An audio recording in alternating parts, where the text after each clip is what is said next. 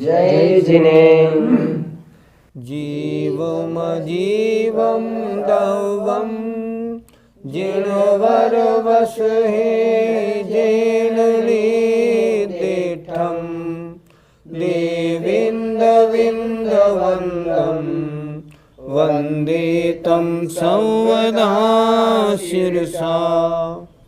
पंच परमेष्टि भगवान की जय। द्रव्य संग्रह में संसारत्था अर्थात जीव संसारस्थ होता है, इसकी चर्चा हो रही है। पिछली पाठशाला में आपने एक इंद्री के बाद और सूक्ष्म दो भेद, दो इंद्री, तीन इंद्री, चार इंद्री, पंचेंद्री पर्याप्त और पंचेंद्री अपर्याप्त, पंचेंद्री सैनी और असैनी, इस तरह 7 भेद समझे और इन 7 के पर्याप्त अपर्याप्त के भेद से कुल 14 भेद समझे थे। अब जीव को और संसारी जीव को समझने के लिए गुणस्थान और मार्गणाओं की चर्चा इस गाथा में हुई है। आइए देखते हैं इस गाथा को। मगण गुण ठाणे हिय, मगण गुण ठाणे हिय, 14 हवन्ति तः अशोधनया, 14 हवन्ति तः अशोधनया, विण्णेया संसारी, विण्णेया संसारी, सौवे शुद्धाहु शोधनया, सर्वे शुद्धाहु शोधनया। मग्गण मार्गणा, गुणठाणे और गुणस्थानों की अपेक्षा, मार्गणा और गुणस्थानों की अपेक्षा 14 प्रकार के होते हैं अशुद्ध नय से। कौन? संसारी जानने चाहिए। संसारी जीवों को मार्गणा और गुणस्थान की अपेक्षा अशुद्ध नय से 14 प्रकार के होते हैं, ऐसा जानना चाहिए। और ये सभी संसारी जीव ये सभी संसारी जीव शुद्ध नय से शुद्ध सिद्धों जैसे होते हैं। पंडित जी, गुणस्थान किसे कहते हैं? मोह और योग के निमित्त से आत्मा के परिणामों में जो तारतम्य होता है, उतार चढ़ाव, उसे कहते हैं गुणस्थान। या यूँ समझें, गुण 2 हैं, सम्यक्त और चारित्र। तो मोह और योग के निमित्त से आत्मा के सम्यक्त और चारित्र गुण की जो अवस्थाएं होती हैं, उन्हें हम गुणस्थान कहते हैं। पंडित जी, पहला गुणस्थान है मिथ्यात्व, उसका स्वरूप क्या है? दर्शन मोहिनी की एक प्रकृति है मिथ्यात्व। उस मिथ्यात्व के उदय से आत्मा 7 तत्व 9 पदार्थ सच्चे देव शास्त्र गुरु का श्रद्धान नहीं कर पाता।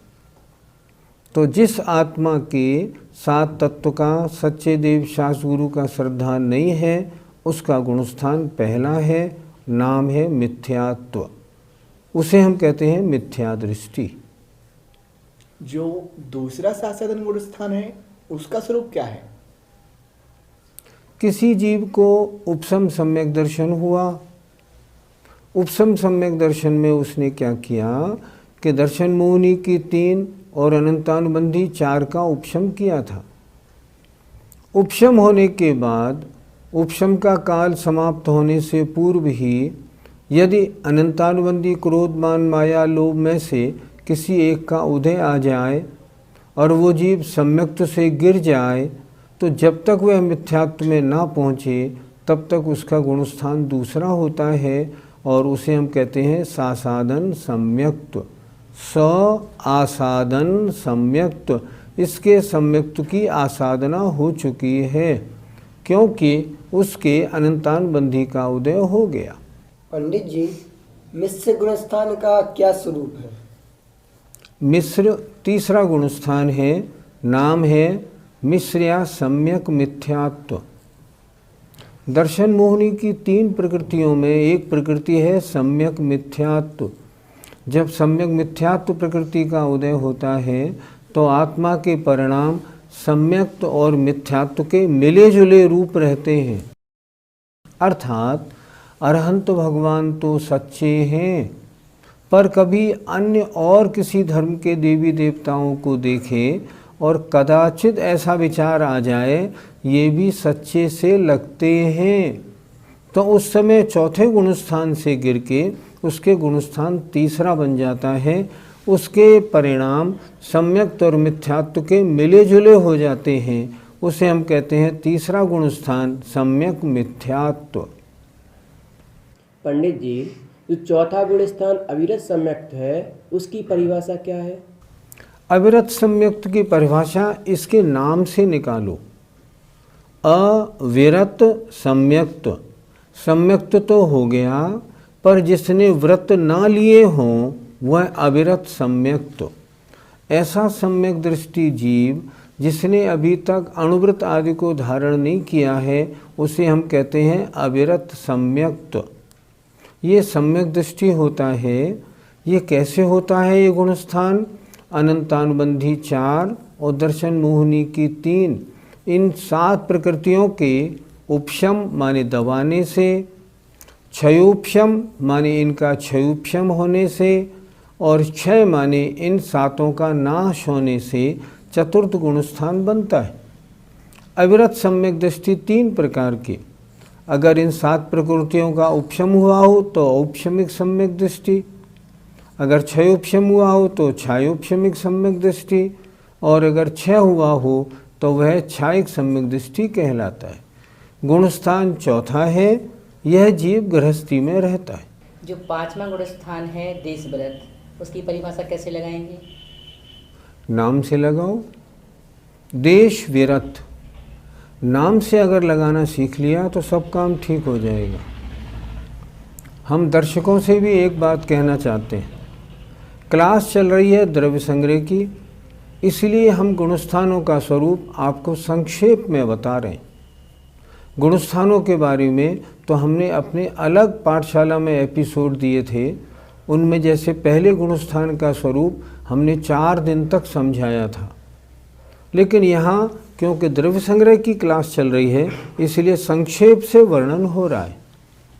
5वां गुणस्थान है देश विरत। विरत माने व्रत तो ले लिए हों, पर देश माने जहाँ एक देश व्रत लिए हों।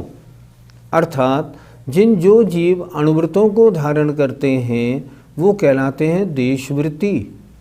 अर्थात पहली प्रतिमा से 11वीं प्रतिमा तक जो जीव होते हैं वे सब देशवृत्ति पंचम गुणस्थानवर्ती कहलाते हैं। आरिका माता जी भी पंचम गुणस्थान में आती हैं। इस तरह देश विरत पंचम गुणस्थान का स्वरूप समझना चाहिए। पंडित जी, जो 6वां प्रमत्त गुणस्थान है हमें उसका स्वरूप किस प्रकार जानना चाहिए? गुणस्थानों का स्वरूप शब्दों से निकालो। विरत जो व्रती तो हो गया, जिसने व्रत पूरे ले लिए, लेकिन प्रमत्त जो अभी प्रमादी है, प्रमाद है। प्रमाद से क्या लेना? अर्थात आत्मा में लीन होना, ये अप्रमत्त है। और बाहरी कार्यों में लगना, प्रवचन करना, ग्रंथ लिखना, आहार विहार में जाना, ये सब प्रमाद है। तो जो व्रती, जो मुनि महाराज हैं, वे प्रमत्त विरत गुण स्थान में कब आते हैं? जब वे बाहरी क्रियाओं में लगे होते हैं, और जब वे आत्मा में लीन होते हैं तब उनका 7वां गुण स्थान बन जाता है अप्रमत्त विरत। इनमें अंतर क्या है? मुनि महाराज तो एक से ही दिखते हैं। जब संज्वलन का तीव्र उदय होता है तब बहिरंग क्रियाओं में उनका प्रवृत्ति देखी जाती है, तब 6ठा गुण स्थान।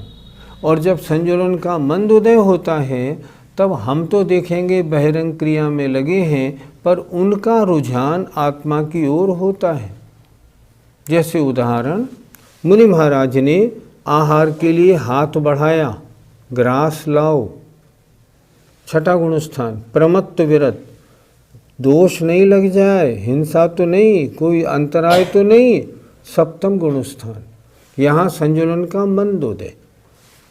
प्रमत्त विरत संजुलन के तीव्र उदय में प्रवृत्ति रूप परिणाम, अप्रमत्त विरत 7वां गुण स्थान संजुलन के मंद उदय में निवृत्ति रूप परिणाम।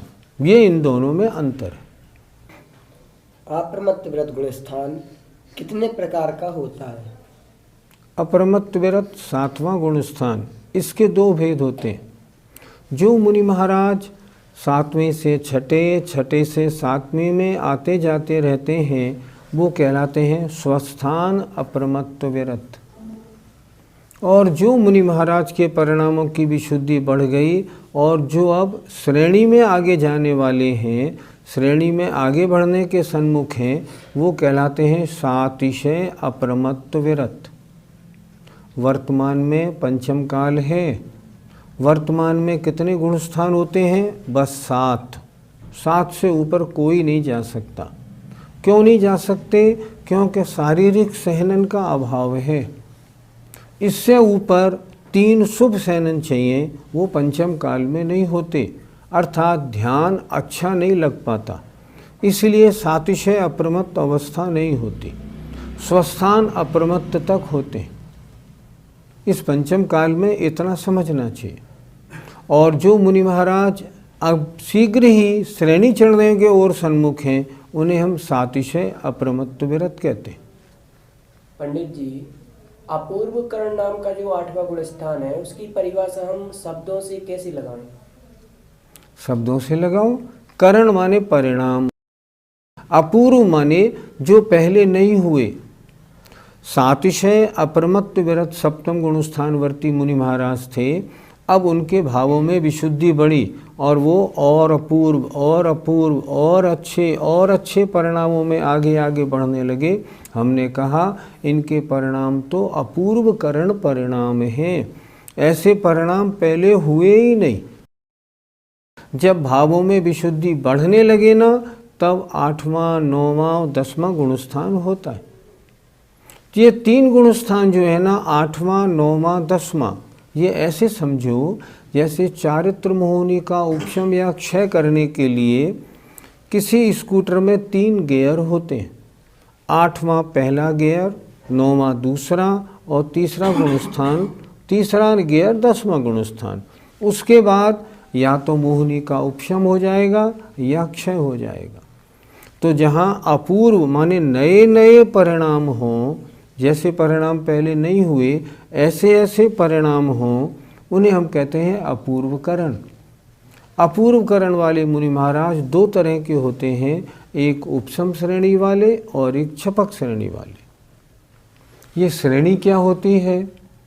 जब 7वें गुण स्थान सातिशय अप्रमत्त से मुनि महाराजों की विशुद्धि ऐसी आगे बढ़ती है, जो चारित्र मोहिनी को उपशम करते हुए आगे बढ़ें, हम कहते हैं उपशम श्रेणी चढ़ रहे हैं।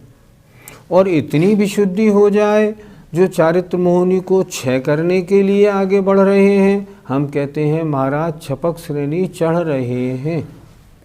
तो यहाँ से 2 श्रेणी हो जाती हैं, उपशम करते हुए उपशम श्रेणी, क्षय करते हुए छपक श्रेणी। पंडित जी, जो भी आपने बताया कि सातिशय अप्रमत्त गुण स्थान में मुनिराज या तो उपशम श्रेणी चढ़ते हैं या छपक श्रेणी चढ़ते हैं, तो क्या छपक श्रेणी और उपशम श्रेणी में भावों की समानता होती है? यदि भावों की समानता होती तो 2 श्रेणी क्यों बनती? दो श्रेणी इसलिए बनी है दोनों के भावों में समानता नहीं। उपसम श्रेणी वाले मुनि महाराज के परिणाम चारित्र मोहिनी को दबाते हुए आगे बढ़ रहे हैं, नष्ट नहीं कर पा रहे, क्योंकि उनकी विशुद्धि उतनी नहीं है। और छपक श्रेणी वाले जो मुनि महाराज हैं उनकी विशुद्धि इतनी है कि वो चारित्र मोहिनी को नष्ट करते हुए आगे बढ़ेंगे। उपसम श्रेणी वाले नियम से नीचे उतरेंगे, लेकिन छपक श्रेणी वाले सीधे आगे बढ़ेंगे और उनको केवल ज्ञान हो जाएगा। दोनों के परिणामों की विशुद्धि में बहुत अंतर होता है। पंडित जी, अनिवृत्तिकरण गुणस्थान का स्वरूप क्या है? शब्द से लगाओ। करण माने परिणाम और निवृत्ति माने भेद, आ माने नहीं।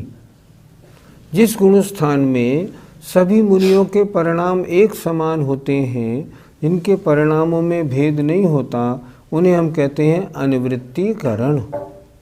परिणाम मुनि महाराज के निरंतर ऊपर उठते जा रहे हैं, विशुद्धि बढ़ती जा रही है। 7 अप्रमत्त से 8वें में विशुद्धि बढ़ी, अब 9वें में विशुद्धि बढ़ी। यहाँ विशेषता है, जितने मुनि महाराज होंगे उनके हर समय में अलग अलग विशुद्धि होगी, पर एक सी होगी, अंतर नहीं होगा। इसलिए नाम आया जहाँ परिणामों में भेद नहीं होता, ऐसा 9वां गुणस्थान।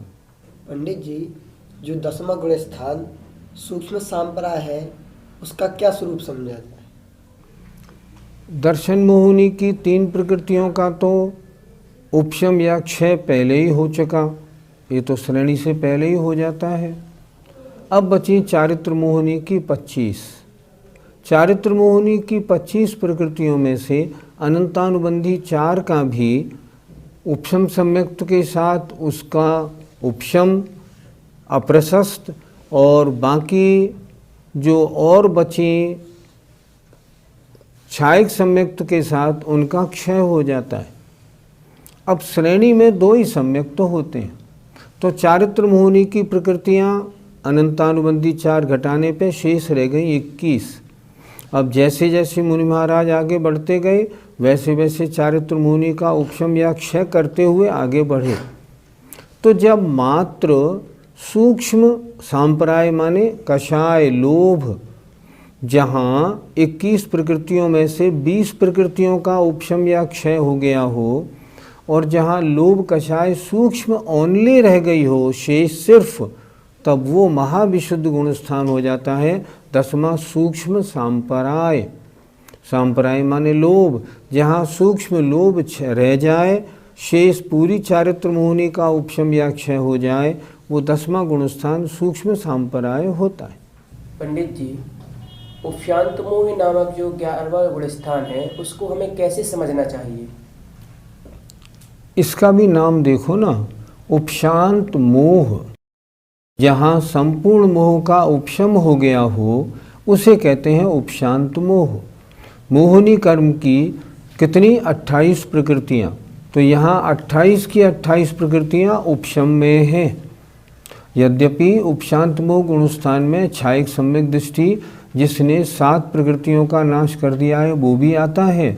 यदि वो आता है तो फिर 21 चारित्र मोहिनी की प्रकृतियाँ जहाँ दबी हों, उसे हम कहते हैं उपशांत मोह गुणस्थान। अब यहाँ मोहिनी कर्म का उदय बिल्कुल नहीं है, पूरा मोहिनी उपशमन को प्राप्त हो चुका है।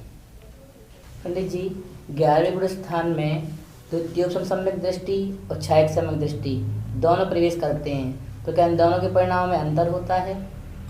अंतर सम्यक्त में है।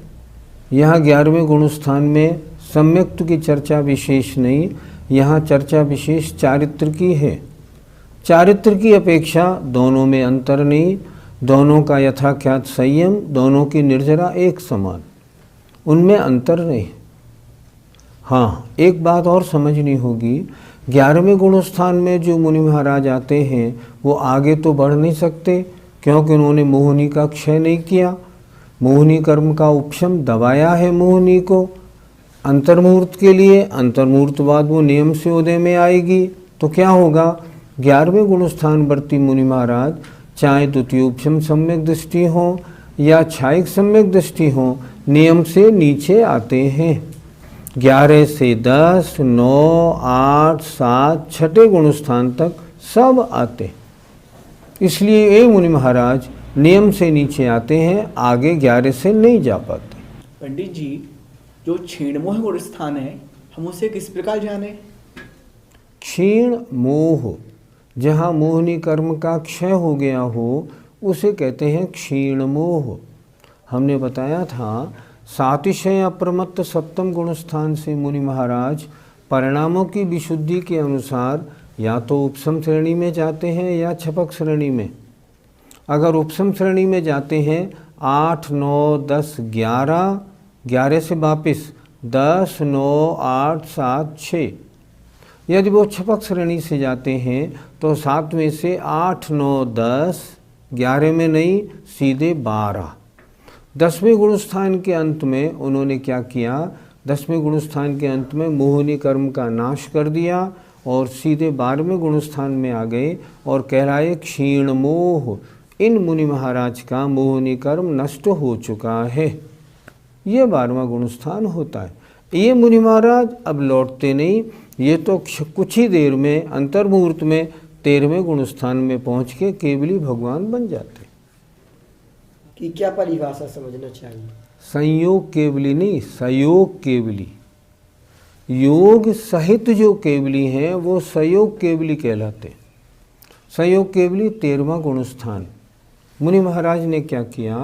12वें गुण स्थान में ध्यान लगाया था तो 12वें गुण स्थान में मोहनी कर्म को नाश करके 12वें में आए। अब 12वें गुण स्थान में और ध्यान आगे बढ़ा, तब क्या हुआ? ज्ञानावरणी, दर्शनावरणी, अंतराय 3 कर्मों का 12वें गुण स्थान के अंत में और नाश हो गया। उनके नाश होते ही 4 घातीय कर्मों का नाश हो गया और वो हो गए संयोग केवली। केवली का मतलब केवल ज्ञानी। लेकिन अभी क्योंकि योग है, योग सहित प्रवृत्ति है, अभी दिव्य ध्वनि, अभी विहार हो रहा है, इसलिए वो कहलाते हैं संयोग केवली। ये 4 घातीय कर्मों को नाश करके बनते। पंडित जी, 14वां जो गुण स्थान अयोग केवली है, उसको हम किस प्रकार समझें? 13वें गुण स्थानवर्ती जो संयोग केवली होते हैं, जब उनकी आयु अंतर्मुहूर्त शेष रह जाती है तब वो केवली समुद्घात करते हैं।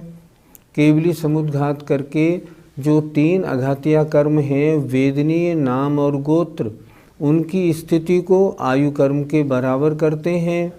उसके बाद फिर तीसरा शुक्ल ध्यान ध्याते हैं। इससे क्या होता है? योग समाप्त हो जाता है और योग समाप्त होते ही नाम पड़ता है अयोग केवली। 13वें गुण स्थान तक आश्रव बंध था। अब 14वें गुण स्थान में क्योंकि योग नहीं है, इसलिए आश्रव बंध का कोई काम नहीं। संबर पूरा है और निर्जरा और बढ़ती चली जा रही है। तो 14वां गुण स्थान है अयोग केवली। जहाँ केवली भगवान योग रहित हो जाते हैं वो कहलाता है अयोग केवली गुण स्थान। सिद्ध भगवान की कौन सा गुण स्थान होता है? गुण स्थानों की चर्चा संसारी जीवों की अपेक्षा है, सिद्धों की अपेक्षा नहीं। सिद्ध भगवान गुण स्थान से अतीत माने पार जा चुके होते हैं। अब वे उनमें कोई गुण स्थान नहीं होते। सारे सिद्ध भगवान बिल्कुल एक से होते हैं। जहाँ परम शुद्ध आत्मा एकदम संपूर्ण कर्मों से रहित हो जाए, 14वें गुण स्थान के अंत में सब 4 घातीय कर्मों को नाश किया और सिद्ध अवस्था प्राप्त होती है, उन्हें कहते हैं सिद्ध भगवान। वो गुण स्थान से अतीत होते हैं। आपने द्वितीयोपसम सम्यक्त कहा, तो ये क्या होता है? उपसम सम्यक्त 2 प्रकार का। अगर मिथ्या दृष्टि उपसम सम्यक्त को प्राप्त होता है तो प्रथमोपशम, और छायोपशमिक सम्यक दृष्टि जीव श्रेणी चढ़ने से पूर्व उपसम सम्यक्त को प्राप्त होता है तो द्वितीयोपशम। द्वितीयोपशम जो सम्यक्त है ये मुनि महाराज के होता है और श्रेणी चढ़ने से पूर्व होता है। आज हमने गुण स्थानों की चर्चा की है। अगली पाठशाला में 14 मार्गणाओं की चर्चा करेंगे। तब तक के लिए जय जिनेंद्र।